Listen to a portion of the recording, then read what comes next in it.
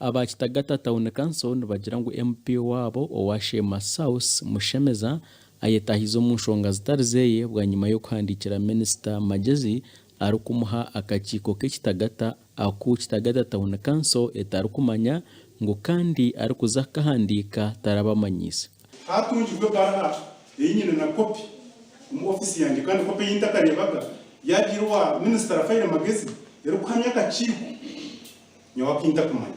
bwa nyuma ya meya kushomera ba kansara akakiko akakuyayeta akekishobobo ba kansara batabukire Professor Mushemeza kandi byufire to kubisubira tukubisubira nangona MP nawe nyongwenu nuri njya nawe n'ufire aho kuba tukamwereza kandi akabire nagarke nyuma nabuza baje yamene LC1 nuwe yakubire natuzuma naturwanira icyo kitagata kandi ngwene yo kamba gabire yo bakatugambira kitagata mu kiguruse nambwe tukiguruse. MP member of parliament we know the qualifications akagaruka akakora ikintu keki n'ikintu cyo kwiha umuntu umuteka we kushanga real status yarwo akagaruka akakora iki abantu n'ikintu cyo kwimarana ba kansara bagizeho n'ikintu cyo kushwazana kushanga ngo MP wabo ni wari gukora binkwatire ki ngo kandi ubwo ko bari kumweto mu kanso ningo mu nkiko zabo tari kuzijamo icyo bari kugira ngo hariho akabuza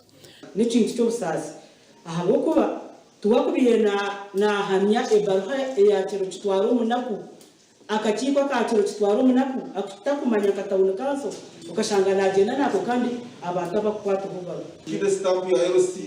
ugenyuma atako zaka akakiko twagamba na Professor Elijah Dickens Mushemeza kandi utwashanga omakaje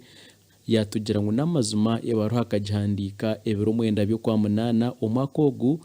ngo konka abirata kagambire na ba kansara ahago kugira ngo atwire muri Kampala kandi yonka member parliament atinguza kushavorsa LC3 chairman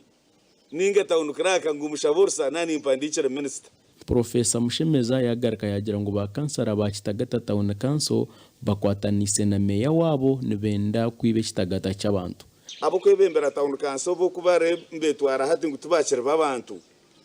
tubakenda kugenda na side y'abantu ubwo n'umushango gwabo niwe tinkubasa kurgaha abantu ekitagata echo kinabwa bakitagata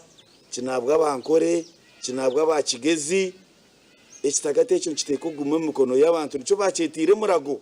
hati okuzo mushitagate cya murago no shashura esente iziri hagati y'20 hamwe n'akakaga kandi ubwo kitwire kirye cyabusha gashakwa Michael atwakire.